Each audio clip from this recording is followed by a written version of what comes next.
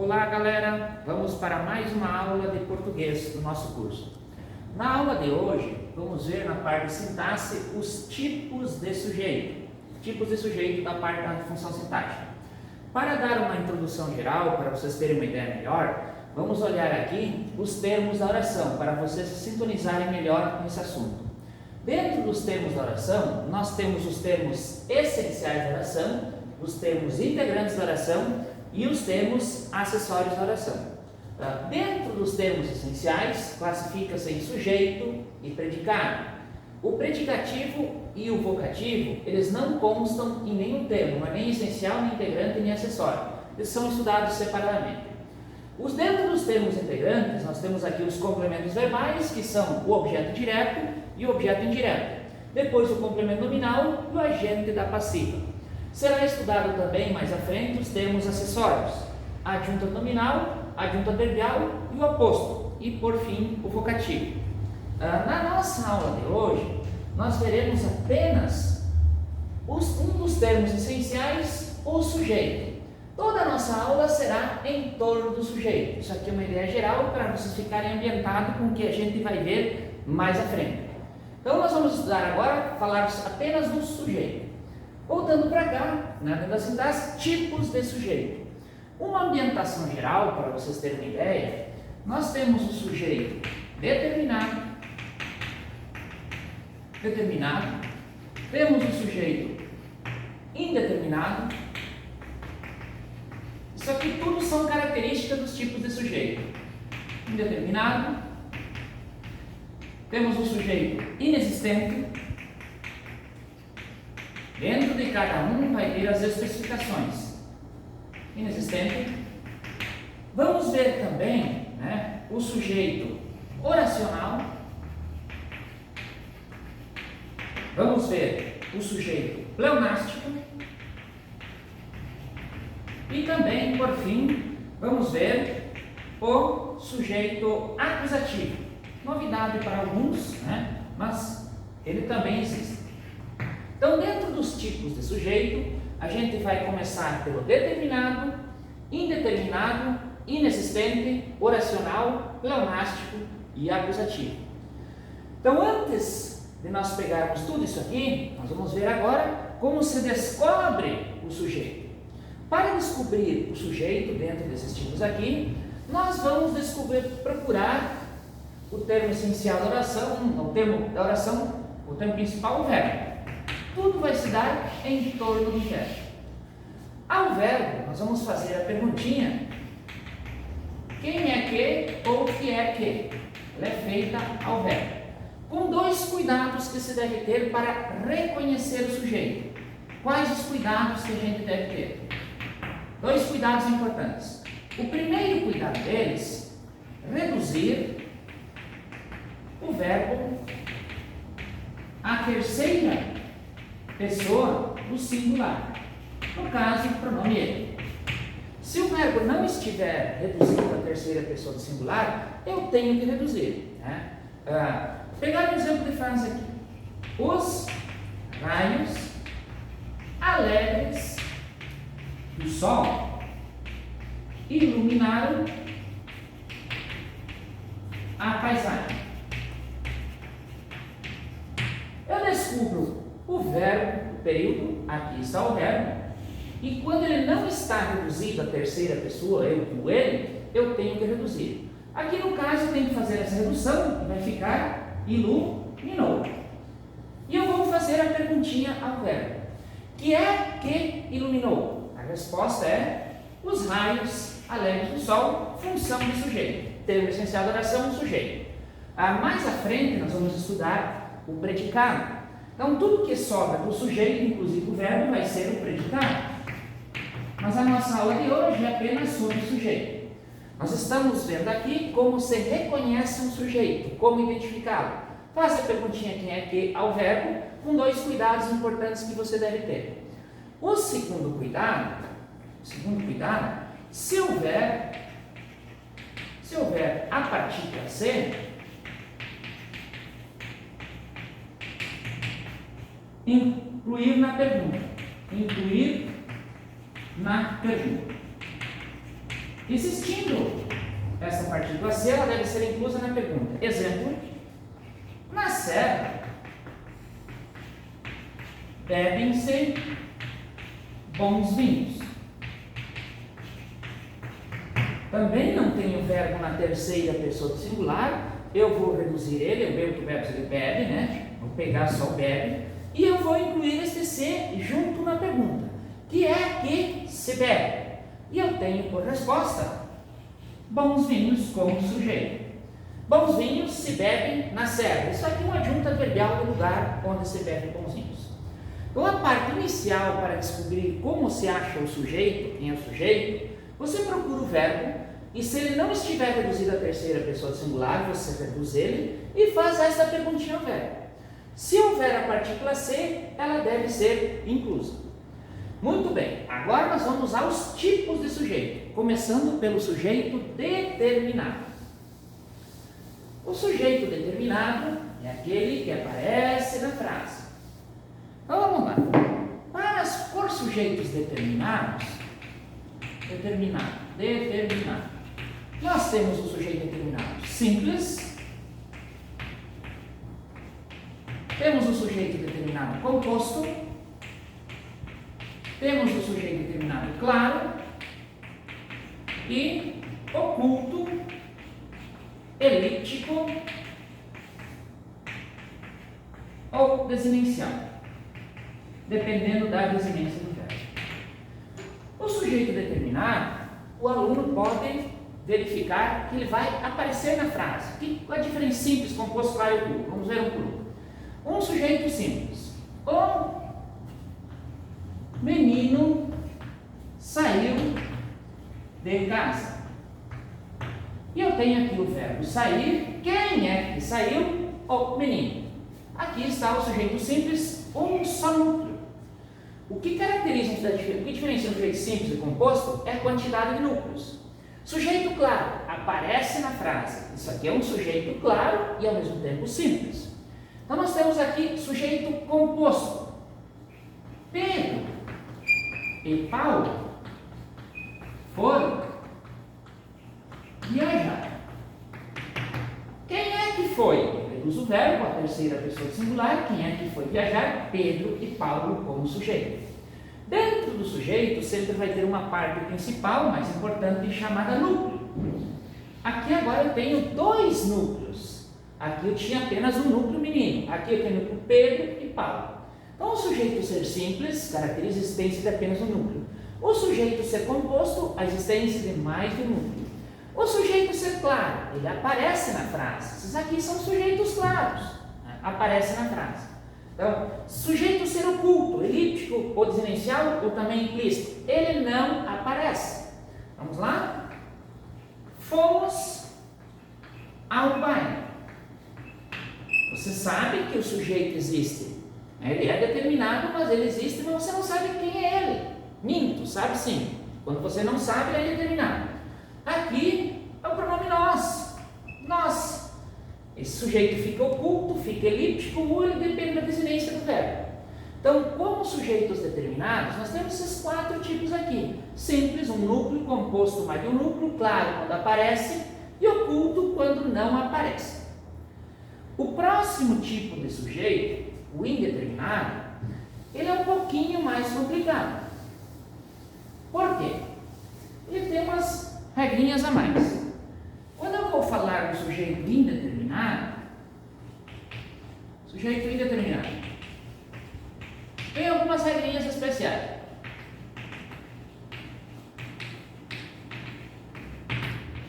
Então eu vou ter um caso, né, que é com o pronome eles.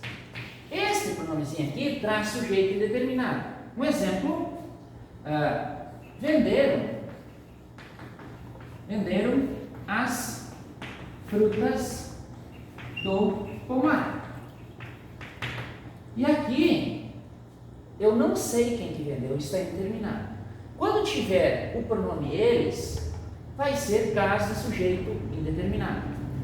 Outro caso de sujeito indeterminado vai ser com verbo transitivo indireto, com verbo de ligação, com verbo intransitivo intransigitivo e também com objeto direto preposicionado. Esses aqui são os casos mais difíceis.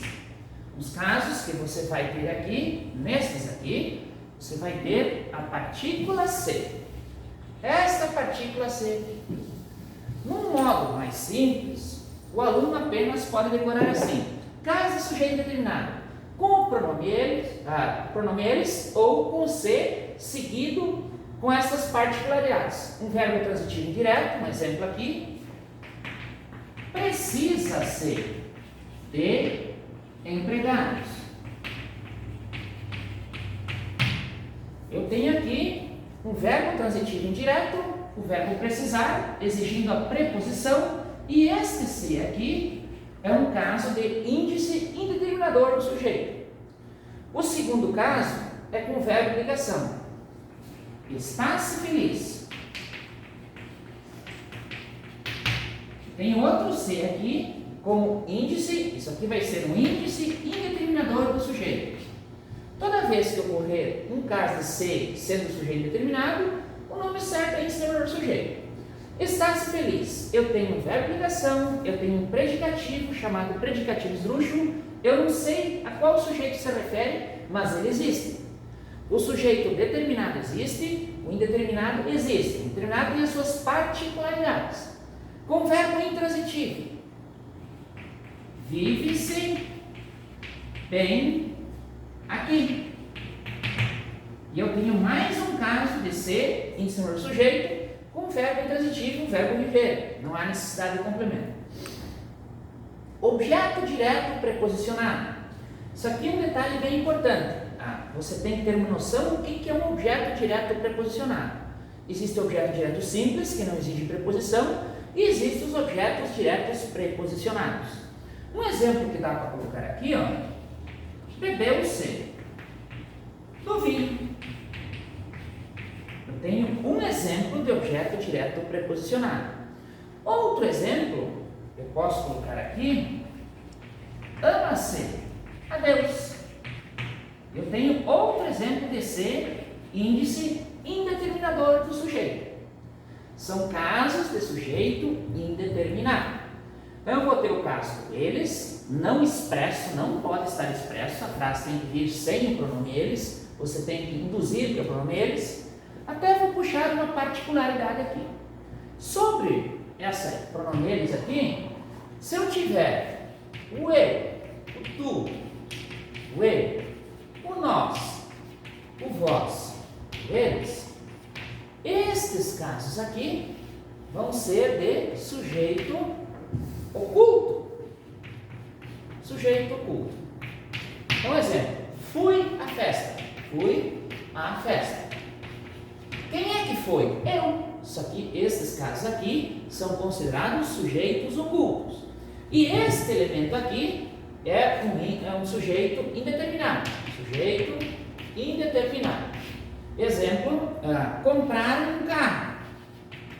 Compraram um carro. Neste caso aqui, eu vou ter também, este verbo aqui, o sujeito é indeterminado e no caso é eles. Tem mais uns dois casos aqui embaixo. Vou apagar aqui, mais casos de sujeito determinado. Vou apagar aqui e vou continuar. Vou apenas pegar o exemplo aqui, é bastante coisa para decorar no caso. Vamos pegar um exemplo aqui, outro exemplo aqui, com verbo no infinitivo pessoal. Mais um caso de indeterminado, com verbo no infinitivo pessoal.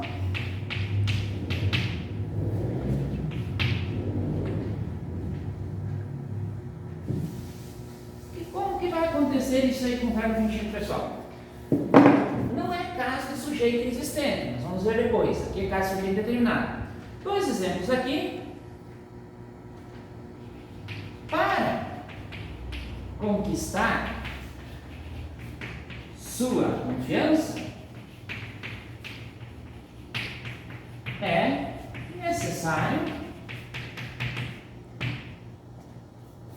trabalhar bastante.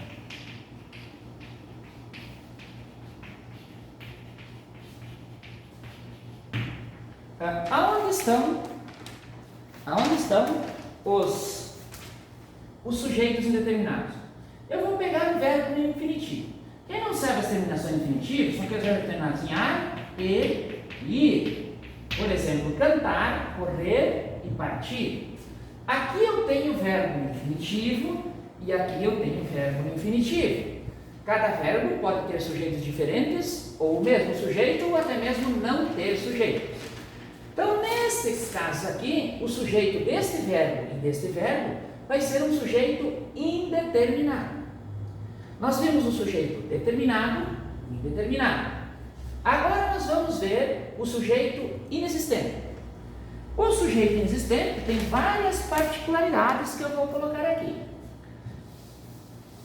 Eu peguei vários exemplos do Pestana, gramático, trabalha com mais profundidade essa parte do sujeito inexistente. Então, quais os casos de sujeito inexistente? Vou colocar vários aqui e o aluno vai assimilando. Casos de sujeito inexistente.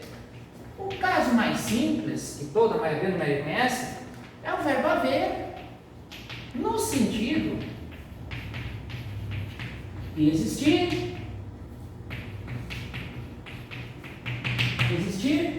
ocorrer ou indicando o tempo decorrido.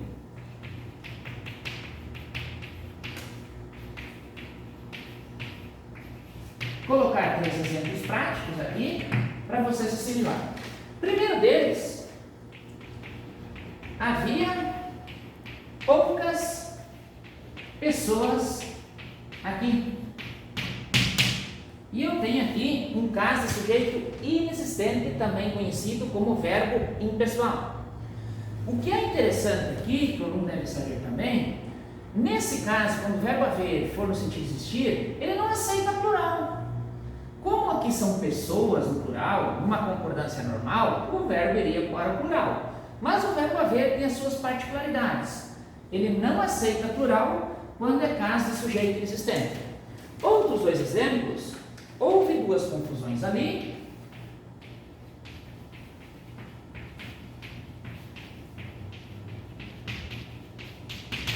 Também não tem sujeito inexistente. E o último, o cigarro, há 3 meses. Também caso de sujeito inexistente. Isso aqui é importante que o aluno decore. Outro caso, com o verbo fazer, parecer, ficar.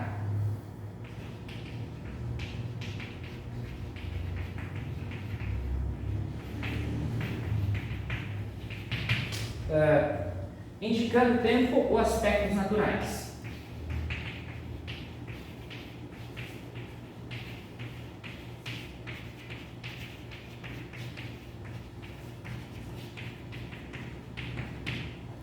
Três exemplos também.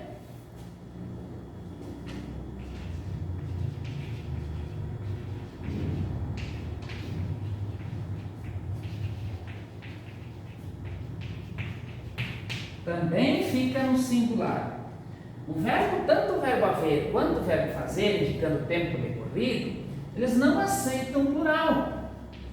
Aqui meses está no plural, alguns acham que esse verbo deve ir para o plural. Não pode. Além de ele indicar sujeito inexistente, ele não tem plural. Mais 2 exemplos. Parecia tarde da noite. Também, verbo parecer, sem sujeito. E ficou escuro do nada.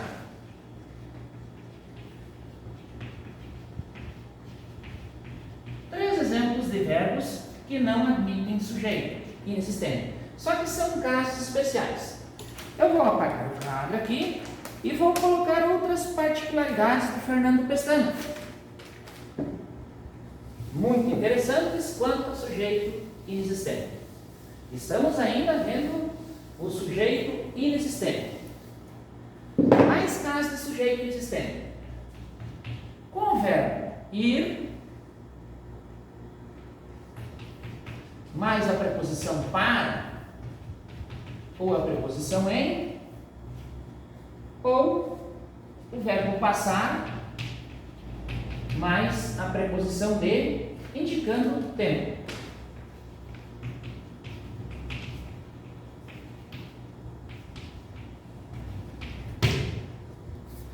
Exemplos. Vai para 2 anos e ela está na Europa.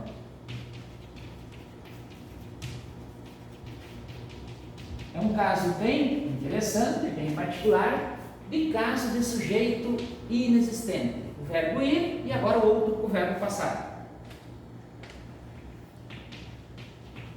Já passava das 2 horas da manhã. Nesse caso, o verbo passar, seguido da preposição de, também não admite sujeito, assim como o verbo ir, seguido da preposição para ou preposição em. Outro caso bem interessante de sujeito inexistente é o verbo passar, o verbo chegar, mais a preposição de para os dois. E ainda deve estar no imperativo. No modo imperativo, indicando suficiência.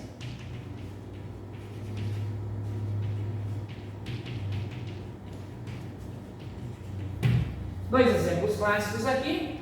Basta de tolices e chega de problemas. Temos mais 2 casos clássicos de sujeito inexistente. O aluno pode ver que a parte do sujeito inexistente ela tem bastante situações atípicas e diferentes. Basta seguido de imperativo, basta no modo imperativo, seguido da preposição de, indicando suficiência. Mais um caso, esse é um caso comum, conhecido de todos, o verbo ser, indicando hora, data, distância,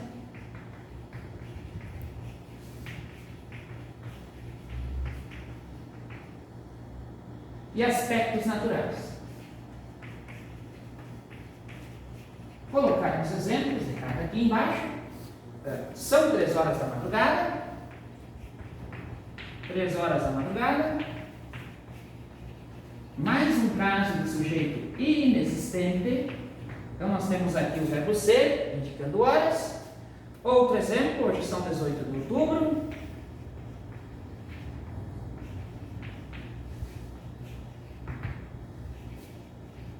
Indicando data, no caso, também sujeito inexistente. E são 2 quilômetros daqui.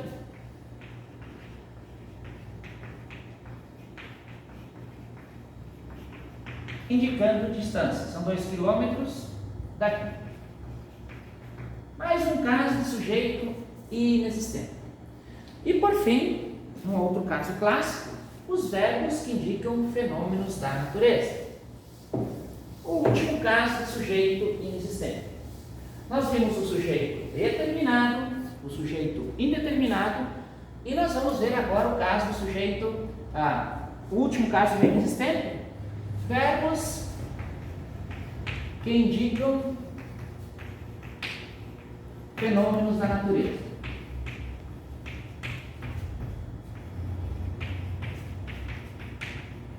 Chover, vendar, trovejar, etc. Um exemplo bem simples. Choveu ontem. Choveu ontem. Isso aqui é claro que indica um fenômeno da natureza, não tem sujeito inexistente. Mas cuidado! Choveram confetes no carnaval. Quando o verbo não exprimir fenômeno da natureza, quando esses verbos não exprimirem fenômenos clássicos da natureza, ele não é caso de sujeito existente. Nesse caso aqui, vai ser sujeito expresso, sujeito normal, sujeito determinado, expresso. Eu vou ter um caso aqui que é que choveu confetes no carnaval como sujeito. Dando continuidade à nossa aula sobre tipos de sujeito, nós vimos já o sujeito determinado, o sujeito indeterminado, o sujeito inexistente. Agora nós vamos ver os tipos de sujeitos diferentes, não conhecidos de muito. Nós temos aqui o sujeito oracional, o sujeito pleonástico e também vamos ver o sujeito acusativo. O que diferencia o sujeito oracional? A existência de um verbo dentro da estrutura. Se eu pegar um sujeito simples, o menino caiu da árvore. Quem é que caiu? Quem é que caiu? Eu vou ter como sujeito determinado menino um só núcleo. E aqui eu vou ter um período simples, né? Apenas uma oração, um verbo, sujeito, período simples, oração absoluta. No caso do sujeito oracional, que também é conhecido como oração subjetiva, no estudo das orações subordinadas substantivas, nós vamos ver que um tipo de oração é a oração subjetiva que tem função de sujeito. Nós temos aqui o verbo edificar e o verbo estudar. Aqui nós temos o verbo ser e o verbo recolonizar. Aqui nós temos o verbo colher e o verbo semear. Então, o que diferencia o sujeito oracional de um sujeito determinado simples? A existência de um verbo dentro do sujeito. Como assim, professor? Quem é o sujeito de edificar? Segue aquela mesma regrinha da pergunta. Que é que ou quem é que edifica? A resposta vem quem estuda. E esta parte aqui é o sujeito desse verbo aqui. Então, o sujeito desse verbo aqui é uma oração. Isso aqui lá na frente vai ser chamada oração subordinada substantiva subjetiva com função de sujeito. No nosso estudo sobre tipos de sujeito, eu vou apenas chamar isso aqui de sujeito oracional. Do mesmo modo aqui, ó, quem é que é? O que é necessário? A resposta vai ser recolonizar a terra. Esta parte aqui é o sujeito do verbo ser. Assim como quem é que colhe? Quem semeia o vento. Esta parte é o sujeito do verbo colher. Então, esses três aqui são tipos de sujeito oracional. O que o aluno não pode fazer é confundir um sujeito oracional com um sujeito simples com oração substantivada. Preste atenção aqui em cima. Uma questão que já caiu em concurso, o por fazer é só com Deus. Nesta oração de cima, embora eu tenha mais de um verbo no contexto, isso aqui é um período simples, bem diferente desse período composto. Como assim período simples? O sujeito desse verbo ser, quem é que é? A resposta é o por fazer. Então isso aqui é o sujeito desse verbo, assim como o sujeito edificar é quem estuda. O único detalhe importante é que isso aqui é uma expressão substantivada. Temos um artigo, uma preposição e um verbo. Esses três juntos formam apenas uma expressão substantivada. A expressão substantivada não caracteriza sujeito oracional. É um sujeito determinado simples, um só núcleo, né? A expressão substantivada. Então, cuidado não confundir esses dois. Descendo abaixo agora, nós vamos ver casos de sujeito pleonástico.